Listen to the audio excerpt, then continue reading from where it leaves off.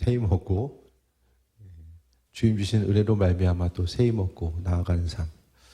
막 피곤했다가도 예배 드리고 나서 이렇게 힘을 얻고 돌아오고 그러지 않으세요? 저도 가끔씩 참 예배 빨리 끝나고 집에 갔으면 좋겠다 생각을 가끔 하는데 잘 안 돼요. 진짜 피곤할 때는 또 찬양 가운데 주님께서 또 새 힘 주시고 또 은혜 가운데 또 공급해 주시는 걸 또 이제 경험하게 됩니다. 그래서 예배 가운데 우리가 좀 영육 간의 강건함을 입고 나아가야 되는데 이제 지금 보면은 이제 사회에서도 내년 2025년 뭐 대한민국 트렌드 해가지고 책들이 나오잖아요. 교회도 2025년 교회 트렌드 해가지고 통계를 바탕으로 해서 이제 나와요. 내년에 대해서도 이렇게 분석하면서 여러 가지를 이야기하는데 몇 가지 말씀드리면은 지금 그 신앙인들 50대 60대 이상이 그러니까 유튜브를 상당히 많이 보는데 비신앙인에 비해서 신앙인들이 더 많이 보는 거예요. 신앙적인 콘텐츠 소비가 이제 말씀 듣고 뭐 여러 가지 것들이 이루어지고 또 거기서도 이야기하는 게 평신도 교회 가운데 이제 그 부교육자를 못 구해가지고 이제는 신학 공부를 안 했는데도 평신도를 세워서 이제 사용할 수밖에 없는 교회 일꾼으로 세워질 수밖에 없는 이런 상황들까지도 이야기하더라고요. 그러니까 인천이 그러면 지방으로 가면 갈수록 이게 이제 더 좀 심해지는 거죠. 그래서 평신도 일꾼이 세워지는 뭐 먹냐 혹시? 먹을 때가 아니야 지금. 네, 딱 걸렸어요 지금. 고개를 왠지 요즘 고개를 안 드는 것 같아가지고 지금 의심했는데 지금. 네. 어디 가셨어 형님도? 그래 먹더라도 앞에 있는 게 낫다 이렇게. 네, 그 트렌드를 또 이야기하고 있고 그 중에 하나가 교회에서 이 우울증이나 그 심령의 이제 마음의 질병을 갖는 이들이 점점 많아지니까 교회에서 이제 좀 더 관심을 기울여야 된다. 이런 부분을 이제 통계를 통해서 이제 계속 언급하고 있더라고요. 교회에서 이제 마음의 질병 하면은 이제 여러 가지 그냥 단순하게 이제 기도하면 된다. 물론 기도하면 되는데 또 적절한 또 치료가 필요한 또 타이밍들이 있잖아요. 그 이제 어떤 적절한 타임에 약물에 좀 도움을 받을 수도 있는 거고 정말 기도만 해가지고 낫는 경우들도 많이 있긴 한데 이런 저런 이런 트렌드를 또 이야기하더라고요. 어쨌든 지금의 모습 자체가 생각보다 지금 이제 기성 세대들뿐만 아니라 이제 뭐 청년들이 이제 졸업하고 나아감에 있어서도 그 인공지능이 생각보다 일자리를 좀 많이 잠식하고 있어요. 우리나라 기술 발전이 이제 미국이 먼저 앞서가니까 좀 많이 따라가잖아요. 우리가 생각하는 것보다 훨씬 더 많은 부분이 이제 빼앗기고 있고, 이제 사무직 같은 경우에는 살아남을 수 있는 직업 자체가 확실히 이거는 이제 살아남는다라고 이야기하는 것이 힘들고, 특히 이제 문과 계통은 가뜩이나 힘든데 AI 때문에 힘들어지고, 또 이제 이과도 이제 영향을 받으면서 상당히 어려움을 경험하고 있거든요. 그러니까 점점 세대별로 젊은 층은 젊은 세대들도 어려워지고 또 나이가 있는 분들은 나이가 있는 대로 좀 어려움 갖고 있고 마음속에 어떤 우울감이 있고 어려움들이 이제 많은 부분 있고 그 다음에 우리나라가 이제 경쟁이 심하잖아요. 우리나라에서 살아남으면 어디 가서든지 살아남을 수 있는 부분 그러니까 마음속에 그런 어려움들이 계속해서 이제 상존하고 있는 거죠. 신앙생활이라는 것이 이제는 뭐 단순히 죽어서 천국 가기 위해서만 필요한 것이 아니라 이 땅을 사람답게 좀 살아가는데도 믿음이 정말로 필요한 시기가 되었다라는 거예요. 그 책을 보니까 코로나 이후로 교회 공동체는 점점 더 이제 좀 모이기를 힘쓰는 것 같고 거의 90% 가까이 이제 많은 부분 회복이 되었다라고 해요. 그래서 뭐 온라인으로 예배드리는 이들은 점점 더 좀 많이 줄어드는 것 같고 이제는 그러니까 사람들끼리 어울리고 부딪혀서 또 신앙적인 성장을 이루고 또 그 가운데서 사람의 손길과 대화를 통해서 또 세임 얻는 부분들이 생겨지잖아요.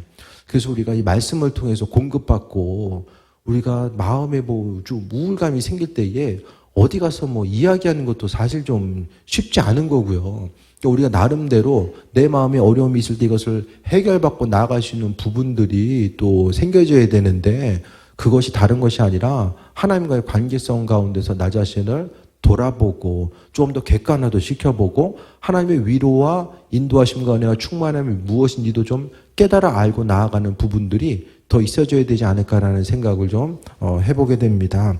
그래서 오늘 본문 가운데 예수님의 마음, 그리스도 예수 주님의 마음이 무엇인지를 우리에게 또 말씀하고 있고 아버지께서 허락하시는 그 마음 가운데 세임 얻는 삶을 또 이룰 수 있으면 합니다. 5절 봅니다. 특히 오늘 본문에는 겸손함에 대해서 이야기하는데 너희 안에 이 마음을 품으라고 그리스도 예수의 마음이니 이 주님의 마음 자체를 우리에게 품으라고 말씀하고 있습니다. 그래서 무엇을 하든지 간에 제가 이제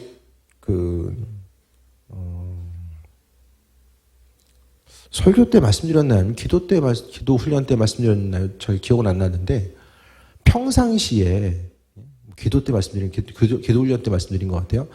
어떤 의무감을 하는 것이 아니라 내게 주어진 편안한 그 선택의 그 자유 시간이 주어졌을 때에 내가 쉼을 얻을 수 있는 그 시간에 내가 어디에 집중하고 있는가, 내가 무엇을 하고 싶은가, 그것이 나 자신에게 있어서의 본질, 나 자신의 정체성을 많이 나타내 준다라고 제가 말씀을 드렸어요.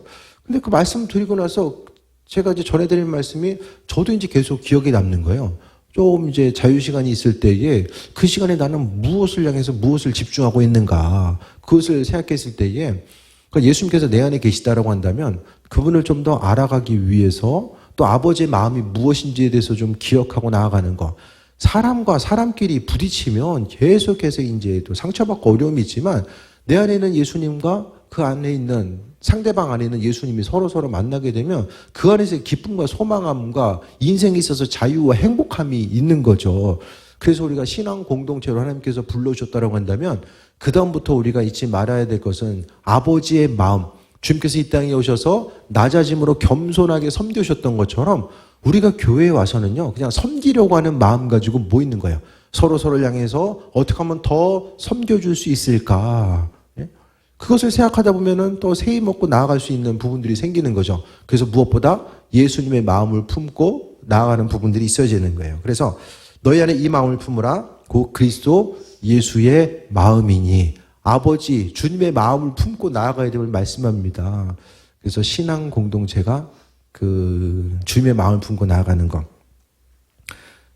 그 내년 그 교회 트렌드 중에 하나가요. 교회의 가족화래요, 가족화. 2대가 모이고 3대가 모이고 아이들은 부모 세대가 있는 아이들만 그 교회 다니고 그러니까 오랜 시간 장기간 한 가족이 되는 거예요. 그래서 교회 가족화. 이게 약간 좀 긍정적인 의미성이 있을 수 있고 좀 부정적인 의미성이 있을 수 있죠. 외부에 누가 와서는 잘 적응하기 힘든 것. 그러니까 교회 가운데 교회가 가족화가 된다라는 것이 어쨌든 좀 지방도 좀 시골도 가면 집성촌이 이렇게 유난히 이제 연대성이 이제 강하게 있는 곳들이 있잖아요. 그럼 좀 외부인들 들어가서 생활하기가 좀 힘든 부분이 있잖아요. 이제 교회가 이제 가족화돼 가는 거, 오래된 교회들, 우리나라도 이제 조금 있으면 100년 된 교회들이 아주 많아지거든요. 지금도 이제 조금씩 이제 생겨나고, 뭐 우리도 지금 뭐 만만치 않지 않아요? 시간들이 점점 더 흘러감에 있어서 이 공동체가 점점 생겨지게 되는데 그 공동체로 모여있다라는 것이 이 가족화된다라는 것이 또 정말 힘들 때는 내 옆에 지켜줄 사람이 뭐 가족밖에 더 있습니까? 그 긍정적인 의미도 있지만은 또 너무나 가깝기 때문에 서로에게 상처를 주고받을 수 있는 부분도 생기는 거죠. 그렇기 때문에 오늘 본문에 나와 있는 것처럼 예수님의 마음을 품고 우리가 또 서로 모여서 움직이고 나아가야 된다는 거. 그럼 예수님의 마음이 뭐냐? 이 낮아짐과 겸손을 이야기하고 있어요. 6절. 그는 근본 하나님의 본체시나 하나님과 동등됨을 취할 것으로 여기지 아니하시고 하나님과 본체시지만은 동등됨을 취할 것으로 여기지 아니하였다. 그러니까 뭔가 제가 전에도 말씀드렸던 것처럼 뭔가를 할 수 있는데 내가 어떤 정말로 존재하는 사람이고 어떤 세상적으로 보기에도 자랑거리가 있고 나타내고 싶은데도 그것을 참고 나타내지 않는 것과 내세우기에 아무것도 없어가지고 할 말 안 하는 것과 이건 좀 다른 거잖아요. 예수님은 하나님의 아들 되시면서도 이 땅에 오셔서 고난당하셨어요. 그거 어떻게 생각하세요?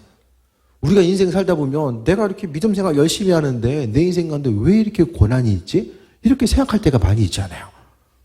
나는 그래도 나름대로 하는 데까지 했는데 왜 이렇게 삶의 여정 가운데 이 고난이 끊이지 않지? 이렇게 생각할 때가 있잖아요. 예수님을 보세요, 예수님. 주님의 고난 당하심. 하나님의 아들 예수님께서도요, 이 땅에 오셔서 고난 받으셨어요. 그분이 불순종해서 고난 받은 것도 아니고 죄가 있어서 고난 받으신 것도 아니에요. 사명 감당하시기 위해서 이 땅에서 고난 받으셨던 거죠. 그래서 우리가 이 땅에서의 경험하는 고난 자체를 이 죄져서 그냥 고난 받는 게 아니라고 한다면 정말 주님을 생각하고 이겨 나아가며 또 아버지께서 이 땅에 오셔서 가장 철저한 것, 가장 주님께서 이 땅에 오셔서 출발점 자체가 말밥그릇이에요, 말밥그릇. 거기서 이제 태어나신 것 자체가 보편적인 상황이 아닙니다. 아, 그 당시 애들은 말밥통에서도 태어났구나. 아니, 시골에서 가끔 보면 저도 이제 한 1년 동안 시골에서 살았거든요. 초등학교 들어갈 때. 아, 소 같은 염을 주는 그곳에다가 아이를 낳는 것. 이게 사실 말이 안 되는 상황이잖아요. 마국간. 주께서 이 땅에 그렇게 이 땅에 태어나신 거예요. 유대인들은 아니 왕이 마국간에 태어나? 이것조차도 용납할 수 없고 심지어는 마지막이 십자가? 유대인들은 그들의 메시아가 그렇게 왔다 갔다라는 사실을 도무지 인정할 수가 없는 거예요. 지금도. 근데 예수님께서는 너무나도 존귀한 분이시지만은 우리 한 사람 한 사람을 사랑하셔서 죽기까지 피 흘리시고 고난당하신 거. 우리 한 사람 한 사람에 있어서 생명의 무게는 그리스도 예수 주님의 피값이다. 그러니까 우리가 얼마나 존귀한 존재인가를 생각하고 그 존귀한 존재로서 우리가 삶을 살아감에 있어서 낮은 자로서 낮아짐을 향해서 나아가야 되는 부분들이 우리에게 있어져야 되는 거죠. 그래서 하나님과 그분은 본체시다. 원래 하나님과 한 분이신데 그분은 그 하나님과의 본체에 되신 것을 피하시고 또 이 땅 가운데 그것을 내려놓으시고 이곳에 임하신 것. 우리에게는 다 자랑하고 싶은 본성이 있잖아요.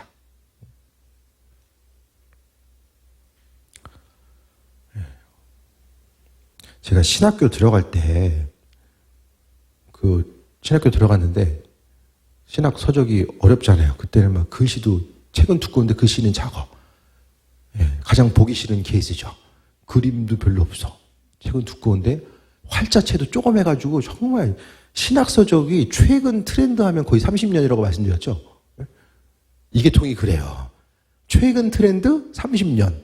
그럼 옛날 책들부터 해가지고 이렇게 오니까 책을 읽는데 무슨 말인지 모르겠는 거예요. 당시에.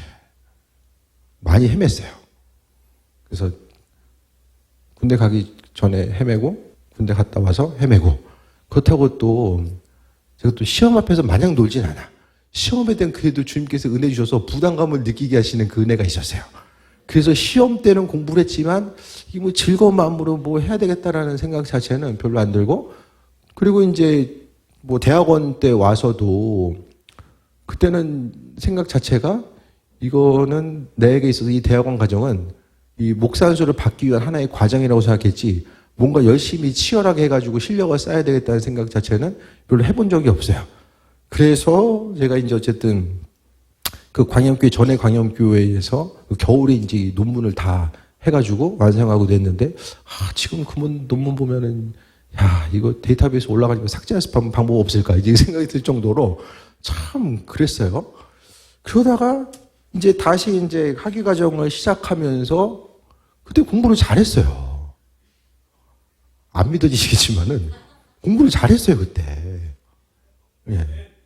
진짜 제가 진짜 잘했어요. 네. 잘했는데 학위를 또 이제 받았는데 그 성적상까지도 받을 수 있었어요 제가. 근데 코로나 때문에 졸업식이 없어지는 바람에 상장 한 장 딸랑 맞고 참 가슴 아프게 학위 가운을 마치러 갔는데 학교 관계자가 전화를 하셔가지고 이거 어떻게 될지 모른다. 없어질 수도 있다. 2020년에 이제 한참 코로나 심해질 때, 고 이제 초여이었던 거죠. 없어요. 그래서 저는 가운도 없고, 사진 한 장 없고, 그 몇 년 지난 다음에 교수님이 사진 찍으러 오라고 했거든요. 그거 맞춰가지고 또 사진 찍으러 가고 그래서 그냥 없어요. 아무것도 없어. 하나도 없어요. 뭐 상장이고 뭐가 아무것도 없어요. 그냥 그거. 그러고 나서 뭐 학위 받고 나서도 코로나 이후에 뭐 자랑할 때도 없고 사람 만날 때도 없고 그냥 조용하게 지금까지 조용하게 이제 인생 살고 있는 거죠. 뭐 여러 가지 부분이 그래서 어디 가서도 뭐 학위 받은 것은 전혀 티를 안 내요. 전혀. 공부에 관련된 것도 전혀 얘기를 안 해요. 성향 자체가 좀 그런 것 같아요. 막 있는 거 막 이렇게 얘기하는 성향도 아니고. 그래도 한편 좀 생각했을 때에 좀 인생 좀 겸손하게 살려고 하나님께서 이 졸업식까지 친히 취소시켜 주시고 가운 사놓고 나서 취소했으면은 좀 더 애매했을 텐데 뭐 돈도 아끼고 뭐 일석이조 뭐 이런 부분도 있었지만 어쨌든 공부하면서도 하나님께서 또 은혜 주셔가지고 내가 이렇게까지 할 수 있었구나라는 그런 부분들. 근데 한편으로는 또 주님께서 학위 받고 나서도 좀 겸손함에 대해서도 좀 말씀하셨고 그게 이제 하나의 또 목회하면서의 과정이었고 이제 또 앞으로 이제 해야 될 일들이 또 많아지잖아요. 특별히 이제는 이제 감독 선거도 끝냈고 그래서 감독 선거 이후에 이게 출혈이 큽니다. 떨어지면 세상에서도 선거 떨어지면 크잖아요. 감독과 감독회장이 있는데 떨어진 분들이 걱정이 되는 거예요. 이분들 멘탈을 잘 붙잡아야 될 텐데 선거운동 기간이 2년이에요. 2년. 비공식적인 그러니까 공식적인 기간은 몇 달 안 되는데 비공식적인 기간 자체가 2년입니다. 거의 피 말리는 거예요. 재정도 많이 투여가 되고요. 정말 그분들 위해서 정말 기도해야 되겠다는 생각이 뭐 저랑 친한 분들은 아니지만 그래도 그래서 어쨌든 이게 뭘 하더라도 유명해지고자 했을 때 잘 분별하지 못하면 또 한 분은 이걸 2번 했어요. 감리교는 감독 선거 나와서 2번 떨어지면 아웃이에요. 다시 못 나와. 그 법이 있어요. 2번 떨어지면 거의 이제 교회도 은퇴해야 되는 그 상황. 거의 이제 모든 걸 걸고 했기 때문에 좀 걱정이 되고 그래서 친구랑 만나서 우리 유명해지지 말자. 이제 어떻게 될지 모르니까 그런 얘기도 잠깐 나눴었는데요. 또 겸손함으로 나아가는 거. 그래서 내년에 이제 뭐 감리사 얘기는 해주면은 이제 내년 4월달 돼봐야지 뭐 100% 알긴 하는데 미리 좀 이렇게 뭐 이렇게 설레발 주는 것처럼 들릴 수도 있겠지만은 이제 만약에 내년 4월에 뭐 감리사가 되면 이제 전체적으로 900 그 감리교 가운데서 보게 되면은 이제 감리교 목회자가 아마 중부연에 1,500명 있을 거예요. 그 가운데서 이제 감리사가 되면 한 30명 내에 들어가는 거예요. 그래서 지방 그 연회 일을 이제 할 수 있는 그런 부분들이 생겨진 거죠.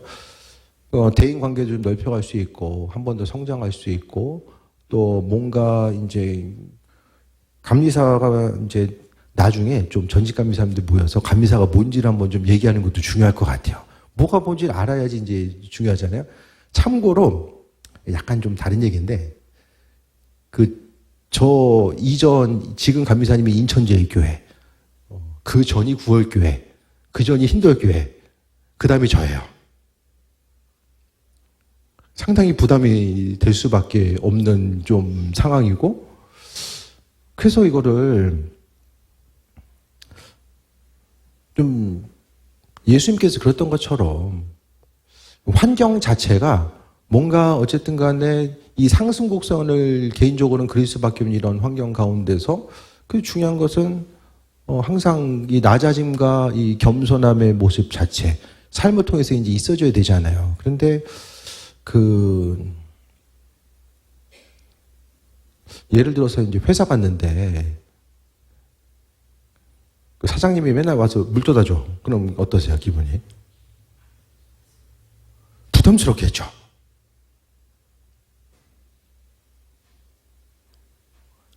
우리 사장님 참 친절하게 물을 잘 떠다 주시는구나. 내일도 떠다 주셨으면 좋겠구나. 이런 것보다는 좀 상당히 좀 부담스럽고 이런 어려운 부분들이 있죠.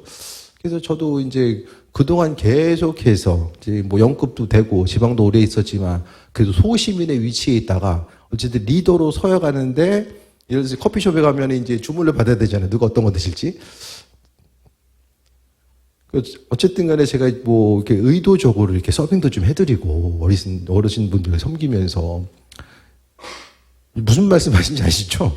그런 부분에 있다가 갑자기 이제 감리사 되면은 가가지고 이게 서빙하고 이게 이거 뭐 커피 어떤 거 드실 거냐고 이거 자체가 좀 애매한 부분들이 좀 생기는 거죠. 그래서 하지만은 그 가운데서 어떻게 하면 좀 다른 부분이라도 좀 섬길 수 있을까를 생각하고 나아가는 거.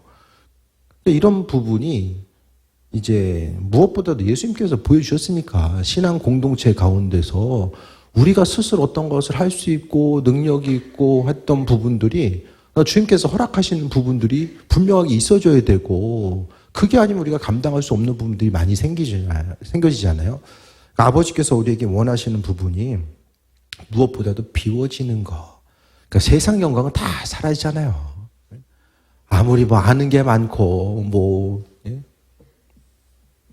세상 영광은 다 사라집니다. 올라갈 때가 있으면 내려와야 될 때가 있잖아요. 그래서 보여지고 들려지는 건 너무 누리다 보면 내려갈 때에 내려오지 못합니다.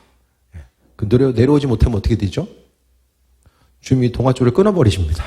그러면은 이제 그 수직낙하게 되면은 여러 가지 아프잖아요. 그러니까 우리가 항상 누구인지를 기억하는 거, 내가 뭐 알든지 모르든지 가진 게 있든지 없든지 간에 주님의 일하심과 인도하심이 무엇인지를 분별하는 게 중요한 거죠. 그러면 예수님은 하나님의 아들 되시고 그분과의 본체심에도 불구하고 이 땅에 오셔서 그분은요 7절에 나와 있는 것처럼 자기를 비워 종의 형체를 가지사 사람들과 같이 되셨대요.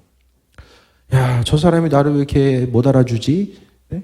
이렇게 생각할 때가 분명히 또 있잖아요. 사람이 살다 보면은 나 자신의 값어치, 내가 누구인지 왜 못 알아줄까? 세상에 나를 왜 안 알아줄까? 네? 나 같은 인재를 왜 안 알아줄까? 이렇게 이제 분명히 생각될 때도 있겠지만은 예수님께서는 분명하게 종의 형체를 가지셨는데 자기를 비운 거. 주님께서는 자기를 비우셨대요.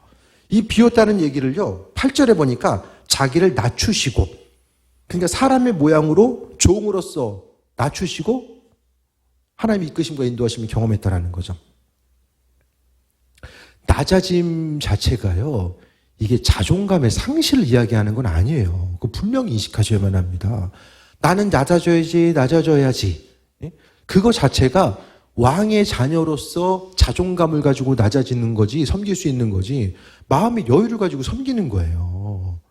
예수님께서 스스로를 비우신 것. 아, 나는 하나님과 같은 그 위치에 있고 내가 이런 존재인데, 이렇게 얘기하신 것이 아니라 자신의 정체성, 스스로를 비우고 낮아짐을 말씀하고 있습니다. 우리 스스로가요, 스스로 높아지려고 하면 주변에서 얼마나 보기 안 좋아요. 스스로 높아지려고 하면 어떻게 됩니까? 때로는 무리할 때가 있고요. 때로는 다른 사람들을 이용할 때가 있어요. 내 목적을 이루기 위해서. 그 부분에 대해서 항상 우리는 조심해야 됩니다. 또 내가 위기를 모면하기 위해서 또 다른 사람들을 끌어들이거나 이런 부분들. 그러니까 스스로 낮아짐 자체. 그러니까 예수님을 닮아간다는 것이 첫 번째. 주님께서 종의 형체를 가지셨대요. 창조주가 종의 형체, 창조주가 피조물의 형태로 이 땅에 오셨다는 거예요. 내가 주인인데 내가 만든 어떤 것처럼 그 형체화가 돼서 그곳에 임한 것. 우리는 맨날 얘기 들어가지고 잘 개념이 안 서잖아요. 근데 창조주께서 피조물이 되셔서 이 땅에 임하셨다는 것 자체가 얼마나 놀라운 사건인가를 생각해 봐야 됩니다. 그래서 낮아짐과 겸손함. 그러니까 다른 사람을 향해서 이 관계성 가운데서도요, 우리가 잊지 말아야 될 것은 사람들과의 관계성 가운데서 아버지의 마음을 가지고 낮아짐이 없으면 이 관계에서 승리할 수가 없어요. 내가 이런 존재인데, 내가 이런 사람인데 내가 왜 이런 대우를 받고 이런 취급을 받아? 스스로의 우월감이요, 관계를 멍들게 하고요, 또 하나의 상처와 어려움을 줄 수밖에 없게 만듭니다. 하지만 우리 주인 대신 예수님께서 종의 형체를 가지시고 이 땅에 임하신 것에 대해서 생각하고 나도 그분의 자녀로서 마땅히 종의 형체를 가져야 되는 것, 그래서 낮아짐과 비워짐 자체, 그것을 이야기합니다. 참고로 말씀드리면 이 명상하잖아요. 명상하면은 마음속에 있는 것들을 다 내보내고, 잡념을 내보내고, 내 마음의 상태를, 불교에서 말하는 무하지요. 내 자신을 이제 비워내는 거. 귀신 들어갑니다. 명상이 그래서 위험한 거예요. 내 안의 것을 비워내면은 안 좋은 영이 이게 들어서는 우리는 비운 상태로 있을 수가 없어요. 비우는 대신에 그리스도 예수를 채워야 됩니다. 축사 사역을 할 때도 귀신 떠나가고 나서 그냥 그대로 멈춰버리면은 아무 달라지는 게 없어요.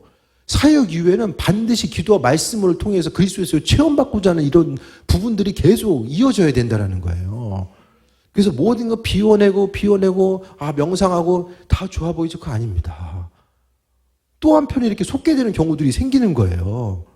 그래서 이제 교회 가운데서도 이제 명상, 이제 뭐 서구 자체가 그 인도에서도 보면 이제 명상이 유명하잖아요. 미국에서도 이제 많은 사람들이 뭐 동양 철학, 동양 종교에 이제 심취하면서 이제 서구권에서도 명상하는데 이거 조심해야만 합니다. 우리는 비워지지만, 마음의 생각은 비워지지만 뭐로? 그리스도 예수로 체험받고 나아가야 되는 것. 그래서요, 내가 종이 아닌데 종처럼 살 수 있습니까? 네? 누가 기분 나쁜 얘기, 뭐 나에 대해서 막 기분 나쁜 얘기하고 내가 아닌데 막 이렇게 얘기하면 기분 나쁘잖아요. 그거 참을 수 있어요? 대부분? 못 참잖아요. 근데 스스로 막 낮아지고 나아가는 거? 낮아짐이요. 우리 자신 그걸 할 수 없다라니까요. 잠깐 흉내 낼 수 있어. 잠깐 할 수 있을 것처럼 보여도 근본적으로 할 수 없어요. 그러니까 우리가 비워지고 그리스도 예수로 체험받고 예수님도 이 땅에 오셔서 비워지고 하나님의 영으로 체험받고 그 일들을 감당할 수 있었다는 거예요. 그래서 종의 형체를 가지시고 사람같이 되셨고 8절에 사람으로 모양으로 나타나사 자기를 낮추시고 죽기까지 복종하셨으니 그 십자가에 죽으심이라. 예수님께서 이 땅에 오셔서 낮아짐의 극치, 하나님의 사랑의 극치가 바로 십자가고 그분께서는 그 낮아짐을 통해서 우리에게 사랑과 은혜를 비춰주셨어요. 그 낮아짐의 모습은 중요한 것은 복종이죠. 말씀 앞에 복종하고 나아가는 것. 주의 말씀은요, 이성적으로 받아들이고 이해하기가 힘든 말씀이 너무 많아요. 주께서 순종하라고 마음 주셨을 때도요, 이거 왜 순종하라고 그러시지? 때로는 그렇게 생각할 때도 있고, 정말 이해하고 용납하기 힘든 사람을 향해서도 이해하고 용납하라고 말씀하실 때 꼭 이렇게까지 하는 게 유익일까? 이렇게 생각될 때도 있잖아요. 예수님은 하지만 하나님 말씀에 복종하셨어요. 그랬더니 9절에 보니까 이러므로 하나님이 그를 지극히 높여 모든 이름 위에 뛰어난 이름을 주셨어요. 이 세상에 가장 존귀한 이름 자체를 하나님께서 예수님께 주셨고요. 그래서 하늘에 있는 자들과 땅에 있는 자들과 땅 아래에 있는 자들로 모든 무릎을 예수 이름 앞에 꿇게 하시고 모든 입으로 예수를 그리스도를 주라 시인하여 하나님 아버지께 영광을 돌리게 하셨느니라.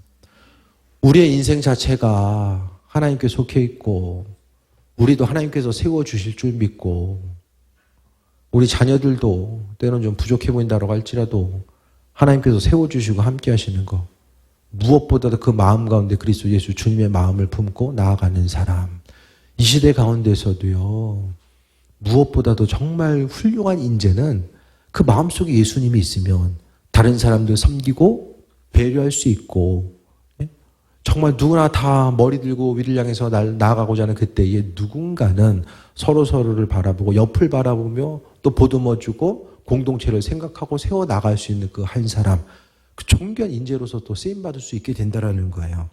그래서 11절에 모든 입으로 예수를 주라 시인하게 하시고 하나님 아버지께 영광 돌리는 삶을 살게 하신다는 거. 결국 주께 영광 돌리는 사람은 겸손함으로 또 쓰임받고 나아가는 삶.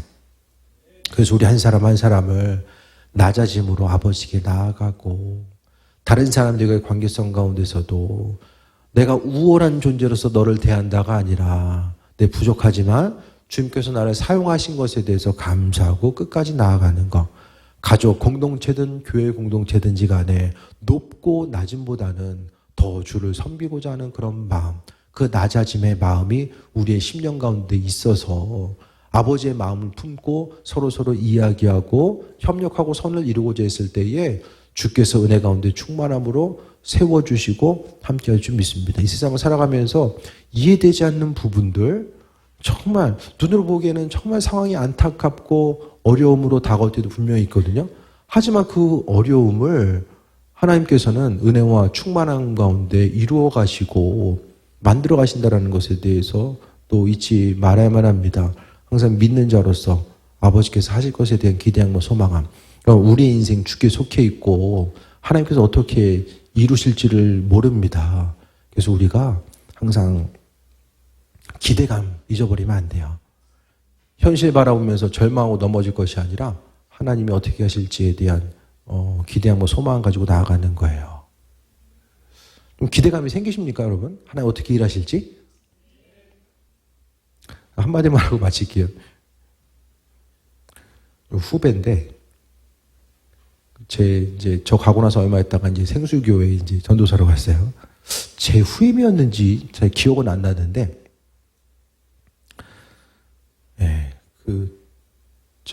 설교하는 동안에 말을 막 더듬어가지고 한참 교회에서 어려움 당하고, 이 설교하는 데 있어서 말 계속 더듬으면은 이게 좀 어려움이 생길 수밖에 없거든요. 스스로도 좀 이렇게 상처가 되고, 결혼했는데 사모님이 집을 나간 거예요. 혼인신고도 안 했는데. 왜 사라졌는지는 몰라. 얼마 있다가 나갔어. 신정으로 갔어요.